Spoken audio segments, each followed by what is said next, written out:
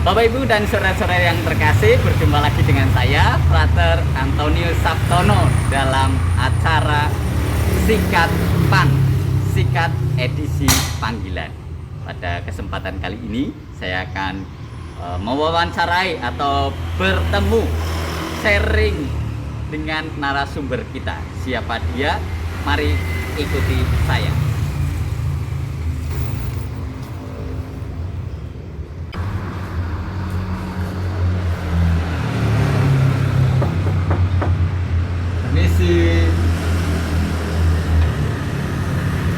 Selamat siang, Frater. Siang, Suster. Nah, Bapak Ibu dan saudara-saudara yang terkasih, ini dia salah satu narasumber kita.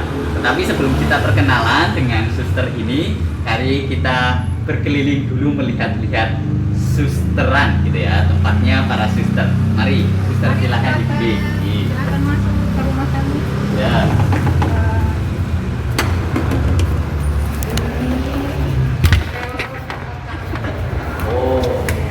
Kapel Biara Raga Semangsa. Raga Semangsa. Iya, Biara Raga Semangsa. Di sana ada patung. Iya. Itu bapak pendiri kami, Ordo Pewarta, Bapak Santo Dominikus. Santo Dominikus. Iya. Spiritualitasnya apa ya, Suster Santo Dominikus? Veritas. Dengan logo Laudare, Benedicere, dan Predicare. Apa itu, Suster? Bisa dijelaskan sedikit? Laudare itu kan memuji, memuji. Benedicere itu memberkati. Memberkati. Dan Predicare mewartakan. Mewartakan. Jadi ada memuji, memberkati, dan mewartakan. Itu adalah spiritualitas ya. Spiritualitas kami. Para suster Suster-suster Santo Dominikus. Santo Dominikus di di Indonesia. Biasa disebut Suster Dominikan. Dominikan.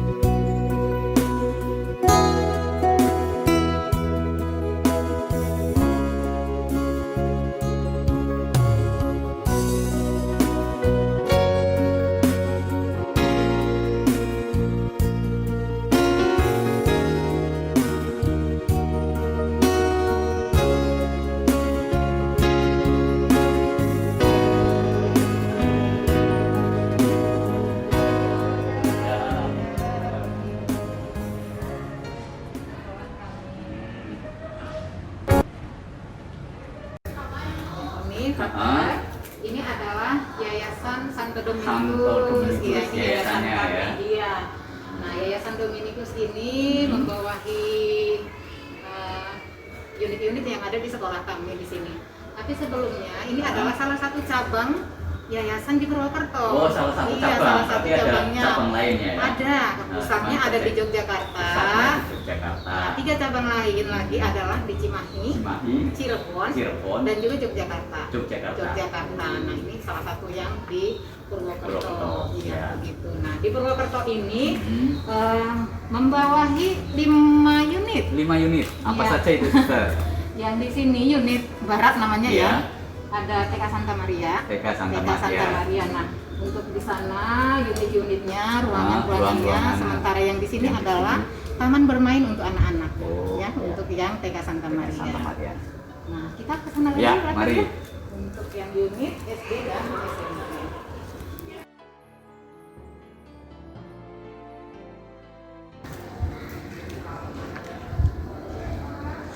Oh, Terus nih penata kami semuanya indah gara-gara pakai terus nih. Pak, terima kasih loh. mari Pak. Mari Pak.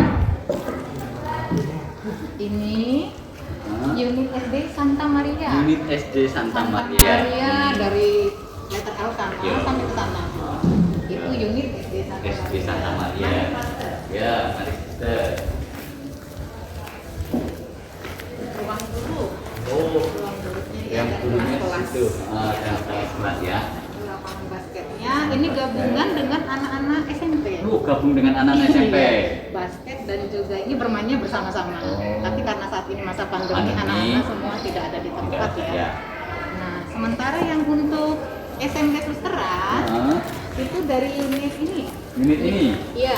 Oh, Sampai ke sana ya. sampai ke sana L berarti ya. Letter L juga. Letter L juga. Ini ruang gurunya. Oh. Sana itu ruang guru. Dan sana itu langsung ke sekolah. Sana ada yang gede ya.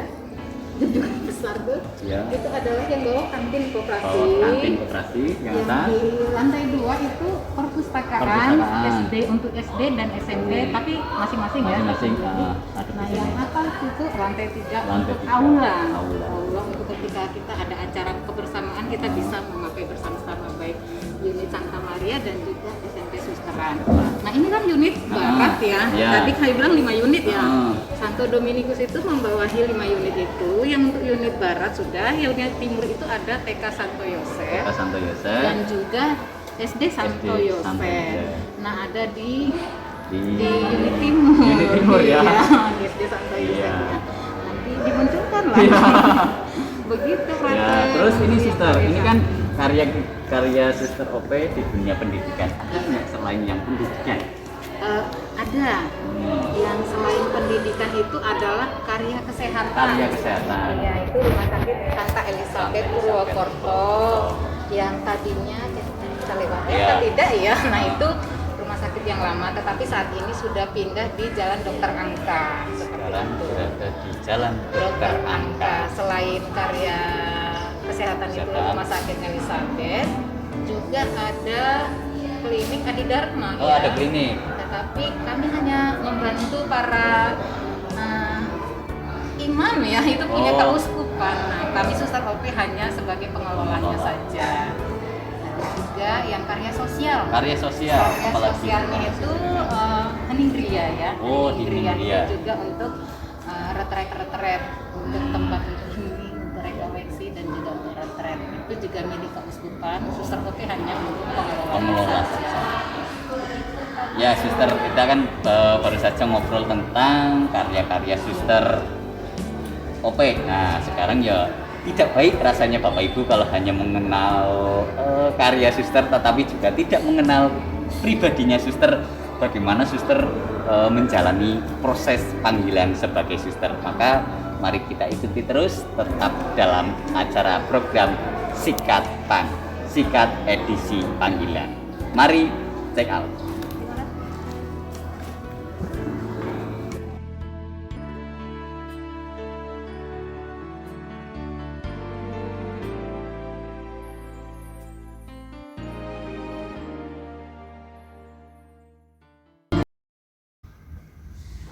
Bapak Ibu dan saudara-saudara yang terkasih, berjumpa lagi dengan saya Frater Sabtono.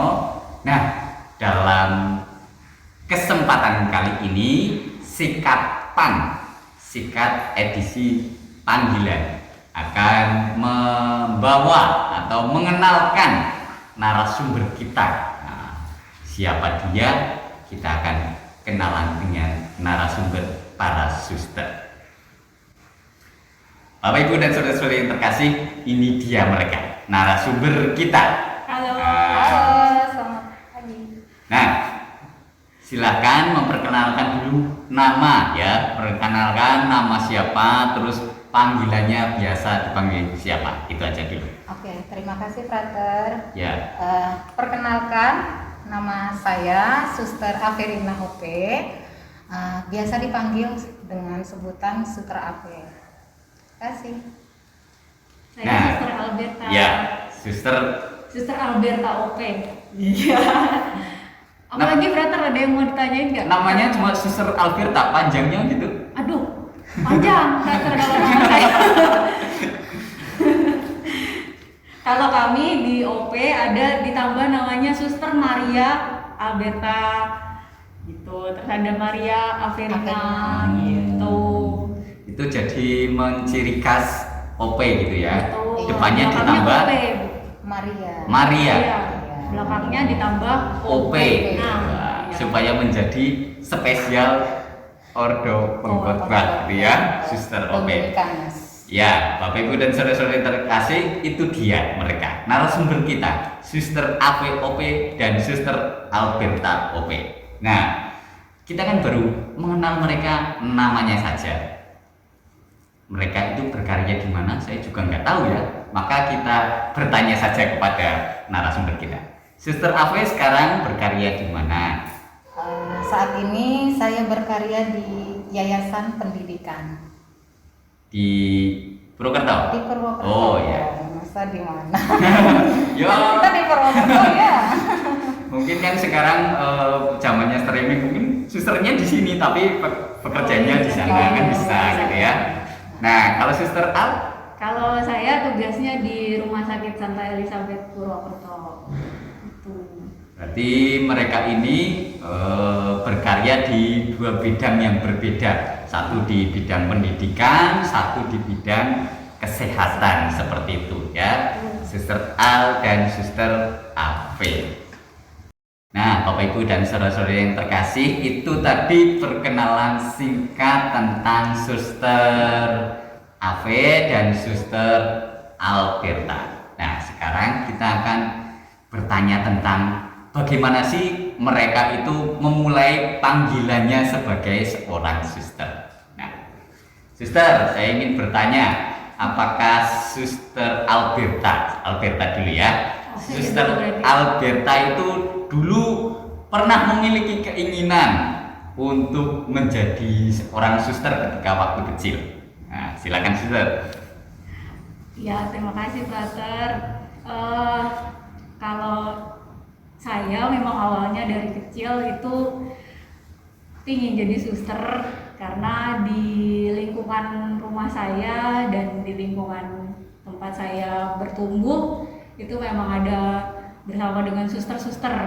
Kebetulan ibu saya bertugas di sekolah sebagai guru di TK Boncel. Nah, TK Boncel itu tempatnya suster-suster OP gitu. Jadi saya sejak TK, sejak bayi kayaknya itu apa ketemunya sama suster-suster gitu ya, sama OP gitu. Dibesarkannya juga sama suster-suster, sama anak-anak panti juga. Nah, tapi saya bukan anak panti ya, hanya memang dari TK udah mulai bersama dengan suster-suster, terus juga dulu itu waktu TK ada suster Belanda. Oh, Suster Belanda. Suster Belanda Jauh namanya sekali. Suster Clara itu ya. Suster Clara sudah tua. Nah, biar kamarnya beliaunya itu ada di belakang di tempat bermain anak-anak TK. Nah, itu ada kaca jendela kamarnya itu akan apa sih itu ya, nako-nako Oh gitu ya, ya. ada nako-nakonya. Biasanya beliaunya tuh masih tangannya itu keluarkan tangan. Ada anak-anak udah mulai bermain di situ, dia keluarkan tangan dengan coklat-coklat dan permen-permen gitu. Seperti itu. Jadi saya tertarik karena ternyata jadi suster punya banyak coklat dan seperti itu. Begitu ya awal mula Suster Alberta itu tertarik menjadi seorang suster. Nah, sekarang kita ke Suster AP. Apakah Suster AP itu dulu waktu kecil pernah memiliki keinginan untuk menjadi seorang suster? Silakan Suster Al. Terima kasih Frater.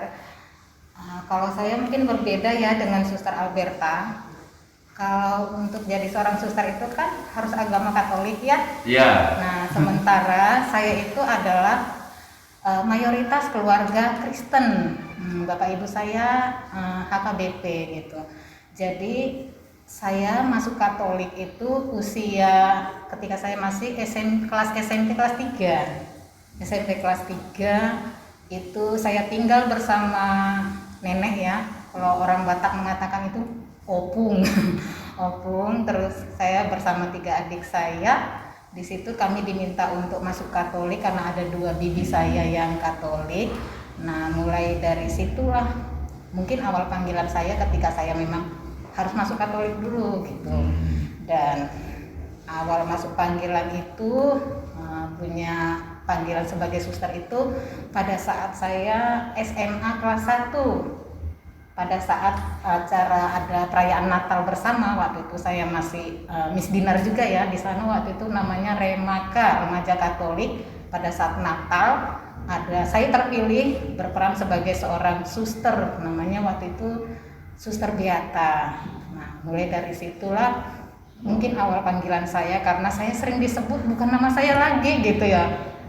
Tetapi nama Suster Beata. Setiap saya kalau latihan kor atau latihan Miss Dinar atau ke paroki lah seperti itu, yang disebut adalah Suster Beata, Suster Beata. Mulai dari situ saya kepikiran, oh siapa sih suster itu? Jadi mulai dari situ saya kepikiran untuk menjadi seorang suster, mulai memperhatikan bagaimana sih kehidupan seorang suster. Begitu, Frater. Terima kasih Suster Ave dan Suster Alberta. Pengalamannya sejak kecil mereka unik sekali ya. Yang Suster Al itu dari kecil sudah memiliki keinginan untuk menjadi seorang suster. Sedangkan Suster Ave itu sejak kecil itu belum ada keinginan, karena waktu dulu itu belum menjadi seorang Katolik ya, masih seorang Protestan. Tapi Tuhan rasa-rasanya menuntun Suster Ave supaya menjadi seorang suster dan akhirnya jadi seperti sekarang ini. Nah, itu Bapak Ibu dan saudara-saudara yang terkasih, bahwa Suster Ave dan Suster Al itu memiliki panggilan yang berbeda. Kalau Suster Al sejak dari kecil memiliki keinginan untuk menjadi seorang suster, sedangkan Suster Ave belum memiliki keinginan, tetapi dalam prosesnya akhirnya ingin menjadi seorang suster. Nah, bagaimana kelanjutannya? Kita akan tanya kepada mereka lebih jauh.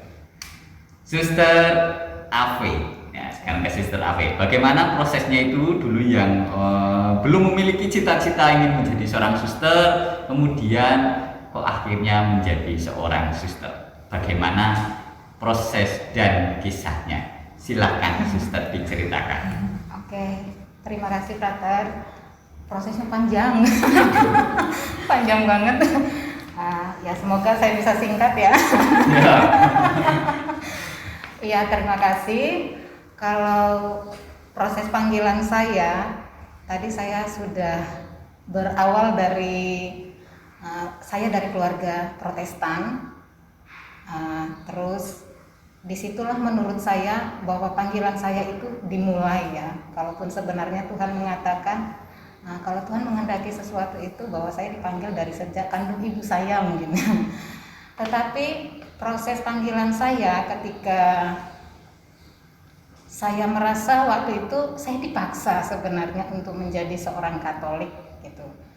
Karena waktu itu saya juga aktif, saya gereja GKPI, saat itu namanya Gereja Protestan Kristen Indonesia gitu. Saya sudah mengajari adik-adik sekolah minggu seperti itu. Kok tiba-tiba saya diminta oleh bibi saya yang saat itu memang agama Katolik, dari 5 bersaudara, adiknya bapak saya itu yang Katolik hanya 2 gitu ya.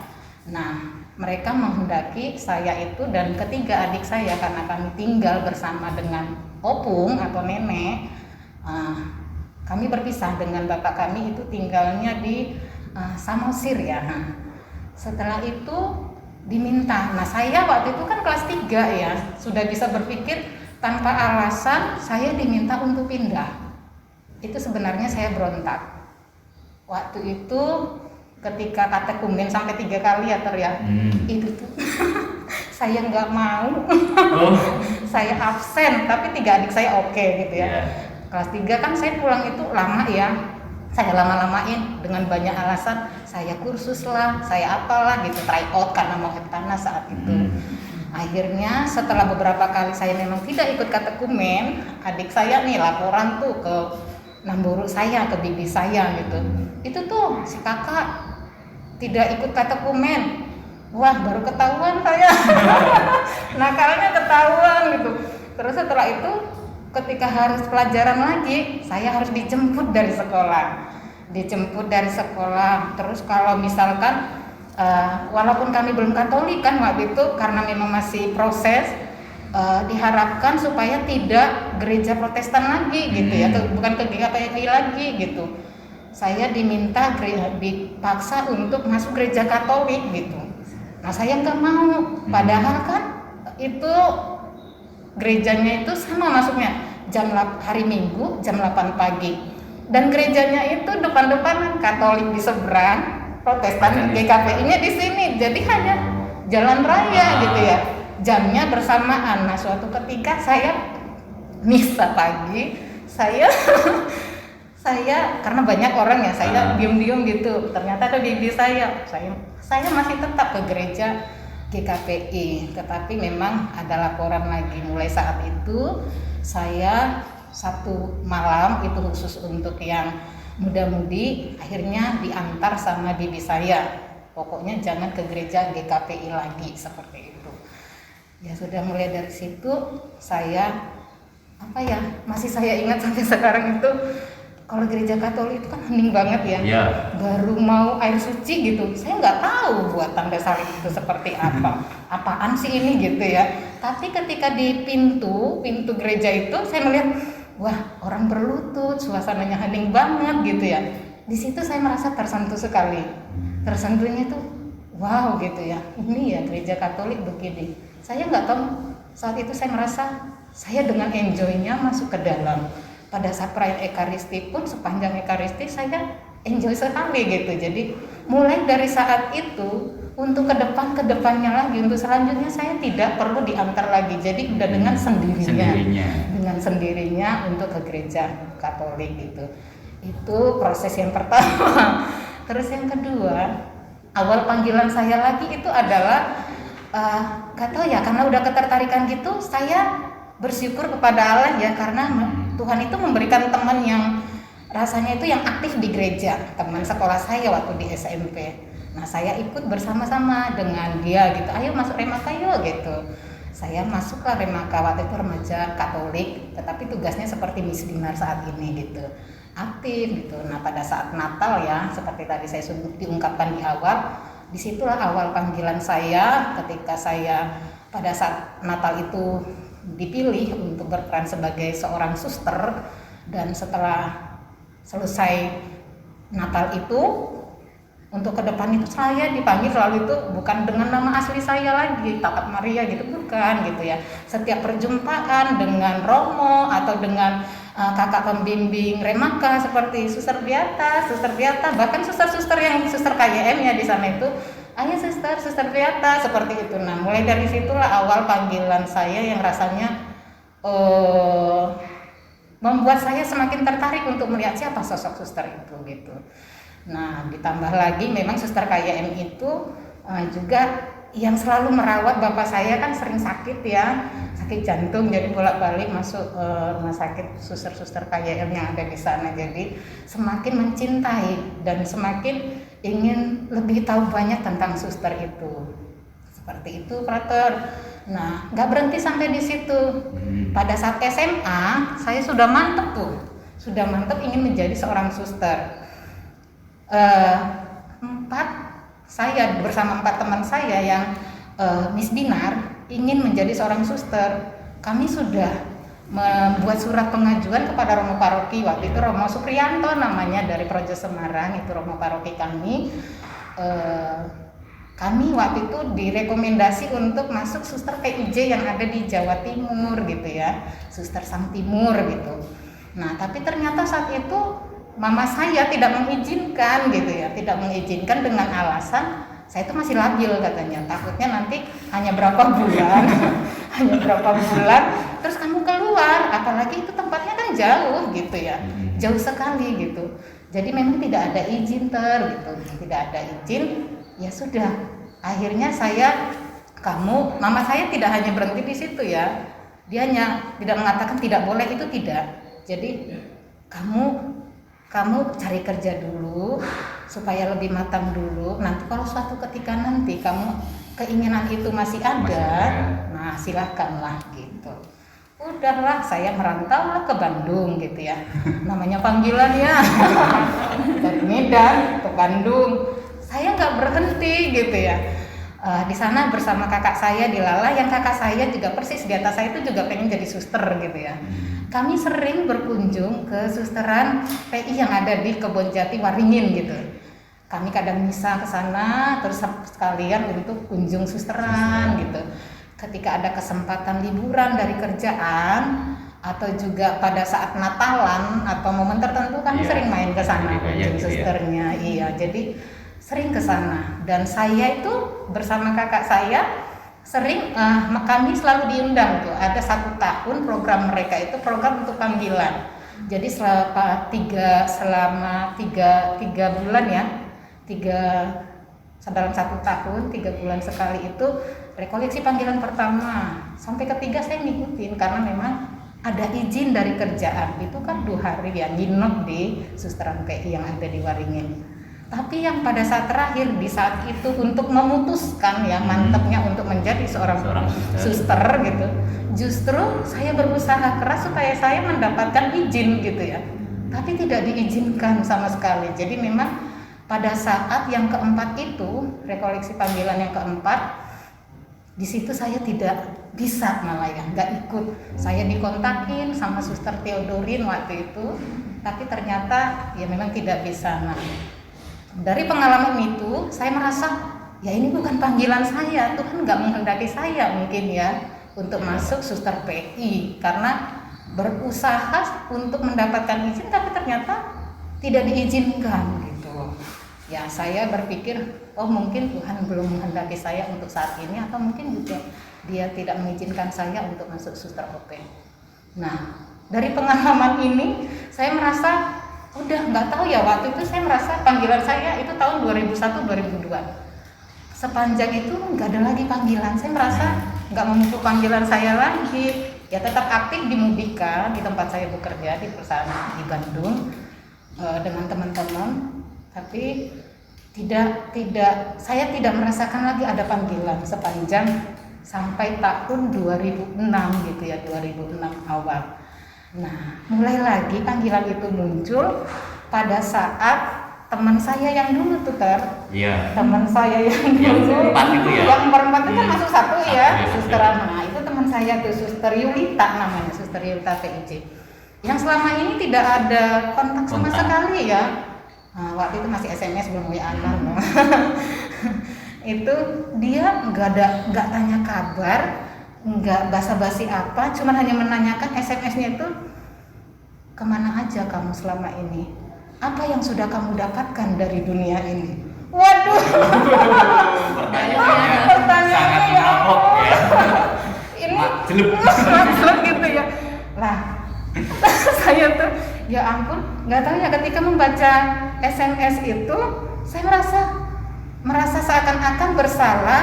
Yang selama ini saya merasa Tuhan itu sudah baik untuk saya, dan saya rasanya pernah berjanji gitu ya, ingin mempersembahkan diri saya gitu untuk gereja, untuk menjadi seorang suster. Tapi memang selama ini saya tidak mengindahkan itu lagi setelah pengalaman yang dulu gitu ya. Terus setelah itu nggak tahu ya, rasanya berkobar-kobar. Mungkin karena selalu bergulat ya. Jadi kepikiran melulu dan kebawa mimpi. Kebawa mimpi melulu, macam-macam tuh mimpinya. Jadi sering mimpi yang tentang hidup di gereja lah, mimpi dengan di Gua Maria yang lainnya, di atas jurang ada Gua Maria, tetapi saya ada sendiri di situ, tetapi teman-teman kerja saya yang lainnya dengan teman-teman Mudika itu di pojokan situ, ayo sini. Tapi terus ada lagi mimpi yang lain lagi tentang yang rasanya itu kok aneh ya, mimpinya itu yang rasanya itu menuntun saya, iki loh panggilan kamu, iki nih. Tapi saya waktu itu belum merasa mantap ya, karena ada 50-50, hidup berkeluarga juga masih, karena saya lagi masih pacaran gitu ya. Saya sudah punya teman gitu ya. Terus ya bingung gitu dengan pergulatan ini. Terus akhirnya yang membuat saya sangat mantap ketika saya ingin menjadi seorang suster juga mimpi saya yang terakhir. Bisa saya ceritakan? Silakan ceritakan saja. Masih ada waktunya ya? Masih. Seperti ini. Jadi saya saat itu bermimpi di sebuah gereja besar gitu ya, putih, semua serba putih tuh. Yang altar kan biasanya itu kan 3 anak tangga ya menuju altar tuh. Ini bisa sampai 30 tuh, tinggi banget tuh. Dan memang gereja itu luas. Tapi semuanya serba putih. Saya dengan kakak dan juga kedua teman saya. Nah, di situ umatnya banyak ya. Nah, kami duduknya di tengah. Nah, pada saat khotbah, pada saat mau homili, Romo itu menyampaikan begini di mimpi saya itu. Nanti saya akan memanggil anjing kesayangan saya. Pada saat anjing kesayangan saya nanti saya lepas, barang siapa nanti yang kakinya ditarik oleh anjing, Romo harap untuk naik atau maju ke altar gitu. Lah ya, saya kaget ya, saya takut gitu. Takut lah ngapain gitu ya. Nah, yang lainnya sih biasa aja. Saya tuh anjingnya ketika dilepas, saya langsung angkat kaki saya. Nah, ketika saya sudah angkat kaki, anjingnya saya merasa udah lewat di kolong gitu. Rasanya saya menunggu dulu beberapa menit. Rasanya anjing itu sudah lewat lah, sudah ke belakang, sudah jauh dan gak bakal lah balik lagi gitu ya. Itu pemikiran saya. Udah, saya turunkan kaki saya gitu. Saya turunkan. Lah. Enggak lama kemudian kaki saya ditarik-tarik. Kaki saya ditarik-tarik oleh anjing itu gitu ya. Terus akhirnya saya ya sudah, Romo mengatakan, Marina, silakan maju ke altar ini. Udah, saya dengan anjing itu ada wanita yang berbaju putih gitu ya, embuh itu sopo. Nah, dituntunlah dengan wanita cantik itu. Udah, sampailah di samping altar. Saya mengatakan kepada Romo, Romo ada apa? Saya nggak bisa apa-apa, saya nggak tahu apa-apa gitu ya. Terus saya yang mengungkapkan ketakutan saya waktu itu. Marina, sini, berdiri di samping saya. Gitu Romonya mengatakan. Terus udah, saya berdirilah di samping Romo terus mengatakan, nanti apapun yang saya ungkapkan, kamu coba ulangi, katanya gitu. Nah, jadi mungkin pemilih Romo itu saya ulang. Nah, terbangunlah saya. Saya bingung ketika bangun itu, saya nggak tahu apa sih yang saya omongkan gitu, nggak tahu. Tapi saya akhirnya cerita ke kakak saya. Nah, setiap mimpi kan saya selalu cerita ke kakak-kakak saya, pergulatan saya soalnya. Terus, Dek, memang mungkin itu panggilan kamu, Tuhan memilih kamu. Ini sudah rasanya mimpi keberapa, katanya gitu. Nah, cobalah kamu cari tahu, tuntun apa yang Tuhan hendaki kamu gitu ya.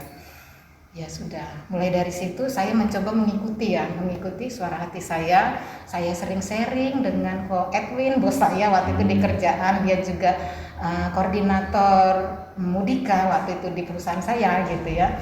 Jadi saya sering sharing dengan beliau.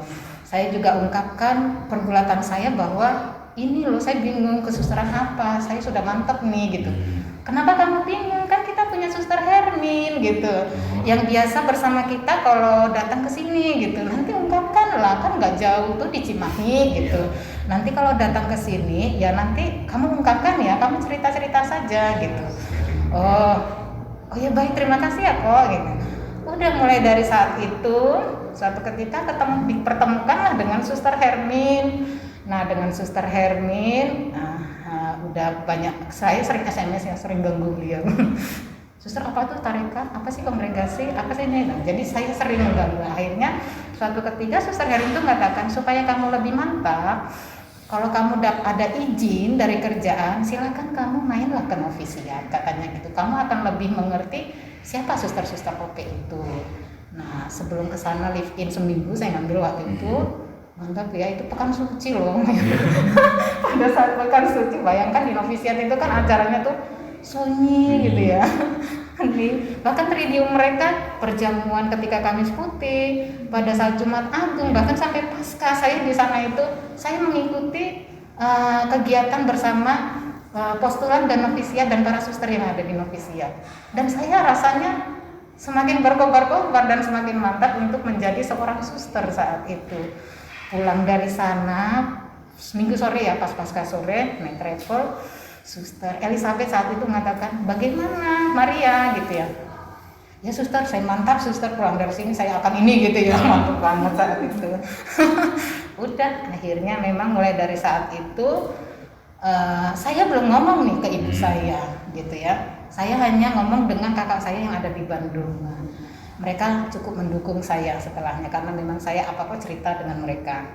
Udahlah, bertindak sendiri, belum ngomong ke ibu atau keluarga yang di Medan. Akhirnya saya keluar dari kerjaan karena memang merasa mantap dan menyampaikan ke Suster Hermin dan juga ke Suster Elizabeth, saya mantap suster, saya ingin menjadi seorang suster gitu. Ya udah kalau gitu nanti Bu, kamu cuti dulu ke Medan, nanti setelah itu mungkin nanti bulan 6 masuk ke aspiran di Purwokerto gitu. Udah, pulanglah saya ke sana. Mama saya nggak tahu tujuan saya ke sana itu apa gitu ya. Udah sampai di Medan, saya baru menyampaikan keinginan saya bahwa saya itu pulang ke sini hanya untuk minta restu dan juga pamit. Setelah itu saya masuk biara seperti itu. Dilala memang ibu saya nggak setuju gitu lah. Lagi nggak setuju sih memang saat itu. Saya menanyakan, Mama setuju nggak sih kalau saya jadi suster? Kalau kamu menanyakan Mama setuju apa tidak, saya tidak setuju. Tetapi karena itu dari dulu adalah yang menjadi keinginan kamu, silahkan. Tetapi satu yang menjadi pesan saya, ibarat kamu ingin berenang, jangan hanya main air saja, tetapi masuk ke dalam basah, belajarlah di dalam apapun yang kamu ingin rasakan. Seperti itu, hanya itu pesan mama saya saat itu. Nah, berarti kan sebenarnya ada dukungan gitu ya, ada dukungan. Sudah oke, tidak masalah dengan ibu saya sudah mantap. Dilala pada saat saya masih di sana ya, masih ada berapa hari tuh, masih ada berapa hari tuh cuti di sana gitu. Dilala keluarga saya yang di sana, adik saudara dari bapak itu kan paribannya, itu bisa kalau apa dikatakan yang pacaran gitu ya, pariban yang suka sama saya gitu ya. Nah mereka datang rame-rame gitu ke rumah, saya tuh bingung tadi itu untuk apa. Saya tanya ke mama saya juga nggak tahu gitu. Kok tiba-tiba kok banyak sekali yang datang gitu ya, ada acara apa? Nah ternyata itu mau lamaran. Suster mau dilamar ternyata gitu ya. Aduh itu terus balik lagi saya menarik mama saya. Mama yang menjadi kekuatan saya. Kalau mama mengatakan mama mendukung saya menjadi seorang biarawati, saya akan mantap untuk menghadapi semua keluarga kita, saya bilang gitu. Tuntun apa yang menjadi keinginan kamu. Hanya itu yang disampaikan mama saya. Terus saya ke kamar berdoa sendiri tutup kamar, saya hanya meminta, Tuhan mohon kalau memang Engkau menghendaki saya menjadi seorang biarawati, saat ini bantu saya untuk meyakinkan seluruh keluarga saya. Hanya itu doa saya. Terus ya sudah, saya keluar menghadapi seluruh keluarga, banyak sekali itu. Nambur semua deh dengan yang mau dicalonkan ke saya. Terus sudah gitu, saya merasa ya menolaknya secara halus ya. Mereka mengatakan kalau yang tadinya saya menolak, saya kesini tuh hanya minta restu dari seluruh keluarga yang ada di sini. Terus saya sudah mantap dan saya juga sudah keluar dari kerjaan, saya bilang gitu. Terus ternyata mereka mengatakan tidak setuju semua gitu ya. Nah mereka mayoritas Protestan juga, nggak ngerti lah apa suster-suster itu. Udah, ternyata sudah selesai, saya menceritakan proses panggilan saya, walaupun mereka ada yang mungkin sedikit tersentuh, tetapi ada juga yang enggak gitu ya. Ya sudah, setelah itu selesai, terus ada yang terima dan juga ada yang tidak, tetapi ya balik lagi kan itu keputusan saya ya. Ya sudah, setelah itu udah enggak. Pas pada saat pulang, ketika saya mau ke bandara pun itu tadi calon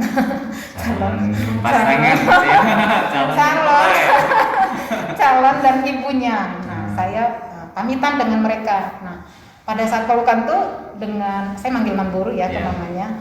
Pada saat saya peluk, minta pamit, dia masih membisikkan ke saya. Kalau bahasa Bataknya waktu itu menyampaikan, "Kaso mas suster-suster nih." Kalau bahasa Indonesia itu tolong hentikan keinginanmu menjadi seorang suster. Saya hanya menjawab, dan naburu tamiakonau. Nah, kalau bahasa Indonesianya tuh, enggak naburu, tolong doakan saya bilang gitu. Terus udah saya pergi berangkat. Disitulah ya awal panggilan saya. Setelah itu saya masuk ke Bandung dulu, tempat kakak saya beberapa hari. Setelah itu saya ke Purwokerto ini untuk menjalani masa aspiran begitu. Terima kasih ya Frater. Terima kasih. Panjang banget ya. Ceritanya sangat luar biasa. Banyak sekali pengalaman yang dialami oleh Suster Ave hingga menjadi dan memutuskan untuk menjadi seorang suster. Begitu ya, tantangannya berliku-liku dan jalan kehidupan juga sangat luar biasa. Dan kalau kita melihat di sana, Tuhan berkarya dalam diri Suster Ave. Itu pengalaman dari Suster Ave tentang jalan panggilan dan prosesnya untuk menjadi seorang suster. Nah, sekarang kita akan masuk kepada pengalaman bagaimana Suster Alberta menjalani proses hidupnya sehingga sekarang menjadi seorang Suster Alberta. Silahkan. Ya, kalau pengalaman saya mulai dari TK yang saya sudah sampaikan tadi, dari TK, SD, SMP. Mas kalau misalnya ditanya sama orang-orang mau jadi apa sih gitu kan, selalu bilangnya oh mau jadi suster.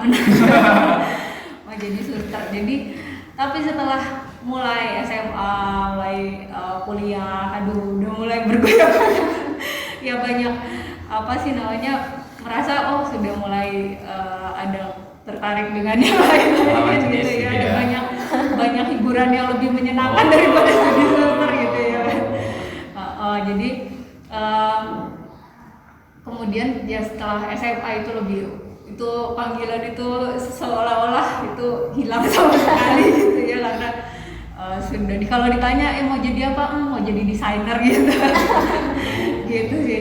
Nah terus saya masuk tapi waktu SMA itu ada teman saya masuk seminari. Nah terus dia sih pernah juga kontak saya gitu kan, ayo jadi suster kan. Terus saya pikir-pikir bagus juga nih ada teman saya nih gitu kan. Akhirnya saya tanya sama mama saya, Ma boleh nggak kalau saya masuk suster gitu kan. Kuliah dulu gitu bilangnya. Baiklah, kalau kuliah dulu kan cari katanya mungkin ya bener sama kayak Suster Ave gitu kan, masih labil-labil lah. Yeah. Terus jadinya saya ambil kuliah, ya saya cari-cari kuliah yang kira-kira ya gampang gitu bikin saya gitu ya. Terus sambil kuliah itu saya juga karena mungkin biaya kuliah juga cukup mahal ya. Jadi saya ada kerja sambilan di TK Boncel, jadi asistennya guru-guru TK Boncel gitu ya. Jadi kalau ada anak-anak TK gitu ya, bantu-bantu gurunya kalau misalnya dia mau pipis ya anterin. Tapi ya cuman dari jam kadang-kadang tuh cuman 1-2 jam saya di TK gitu. Tapi lumayan untuk buat beli-beli bikin materi kuliah banyak gitu kan.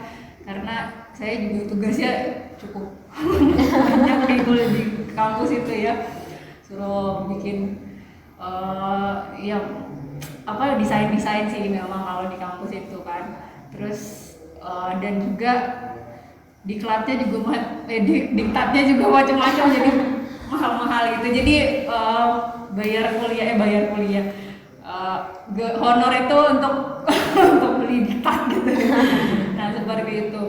Jadi di situ saya kan kerja sambilannya di tempatnya di TK Boncel itu tempatnya suster OP ya. Jadi saya ruang lingkupnya itu suster OP banyakannya. Jadi ya itu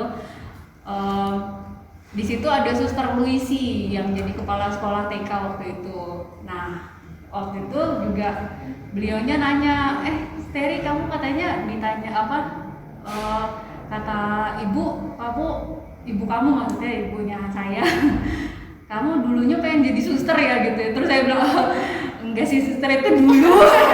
Gitu. Ya itu dulu, lupakan ya. Tapi ternyata terus suster Luisi dengan semangat yang menyala-nyala, ayo kapan-kapan kesusteran yuk kita, ya jalan-jalan lah, nostalgia gitu ya kan. Karena kalau misalnya di waktu kerja sambilan sih jarang-jarang kita ke biara, maksudnya paling cuma nganter anak ke kapel, udah gitu pulang lagi gitu. Nggak, ya cuma ngeliat ya ini ya udah jadi, tadinya pikir saya dari dulu yang waktu biara yang kelihatannya besar dulu waktu saya TK, ternyata kecil banget ya ternyata gitu ya. Nah ternyata setelah itu suster Luisi kadang-kadang suka ngajakin saya pulang kuliah. Kalau misalnya pulang kuliah sore itu, Sabtu itu kan sore pulang kuliah tuh, diajak doa bareng suster-suster sampai kompletorium segala gitu ya, sampai kompletorium gitu ya. Terus abis itu diantar pulangnya gitu sama suster Goden dulu. Dulu suster Goden di Bonjol juga gitu. Nah terus dari situ saya mulai melihat kembali, iya ya ada panggilan enggak ya gitu, saya ada panggilan ya, karena kok rasanya ketika berdoa gitu ya, terus saya dikasih buku kompletorium tuh sama suster Luisi gitu. Karena sudah sering dengan belajar doa dan juga akhirnya mengenal kembali doa, kitab suci dan lain-lain, jadinya saya jadi makin teringat lagi dengan panggilan yang kira-kira bener deh saya jadi suster gitu ya. Terus saya sampaikan ke ibu sama bapak saya sama kakak-kakak saya gitu ya. Kemudian ya ibu saya bilang ya nantilah kerja dulu. Jadinya saya setelah kuliah saya ada kerja dulu gitu ya, magang-magang sedikit gitu. Habis itu saya, karena suster Luisi juga udah panggil-panggil, ayo kapan nih mau masuk biara gitu ya. Ada ini nih, ada live in gitu kan di Purwokerto. Oh jadinya saya minta izin sama bapak ibu saya mau ke Purwokerto, mau live in, lihat-lihat biara kayak gimana sih, nganterin suster Luisi katanya mau ke Purwokerto. Akhirnya sampailah pada pertanyaan yang harus memutuskan katanya jadi mau nggak jadi suster gitu ya. Akhirnya saya putuskan saya mau jadi suster. Tapi kakak-kakak saya bilang paling cuma 3 bulan lo udah minta pulang gitu ya gitu. Akhirnya saya bilang nggak mau lah gitu ya. Saya coba dulu pokoknya. Ternyata sampai sekarang nggak pulang-pulang gitu ya. Seperti itu panggilan saya. Kalau yang saya menjadi peneguhan buat saya itu ketika saya bilang sama bapak saya bilang katanya jadi suster itu lebih susah loh daripada jadi tentara gitu. Karena kalau misalnya tentara itu, bapak saya itu tentara ya. Jadi kalau tentara dia langsung tahu musuhnya siapa gitu ya. Kalau jadi suster itu kadang-kadang kita harus bergulat dengan musuh, di mana musuhnya itu kadang-kadang musuhnya diri kita sendiri gitu ya. Nah itu yang jadi tantangan memang. Oke, itu aja Frater. Terima kasih Suster Alberta, pengalamannya menjadi seorang suster ya, prosesnya lama dan panjang pasti sama seperti Suster Al yang juga prosesnya lama dan panjang, tetapi dari proses itulah kita mengetahui bahwa Tuhan itu sebenarnya mengarahkan hidup panggilan kita, baik sebagai imam, sebagai suster, sebagai bruder. Hanya yang seringkali membuat kita itu tidak menanggapi itu ya kita sendiri gitu ya. Ya suster, kalau melihat dari 2 pengalaman suster kan, suster yang tadinya tidak kenal terus diperkenalkan walaupun awalnya dipaksa.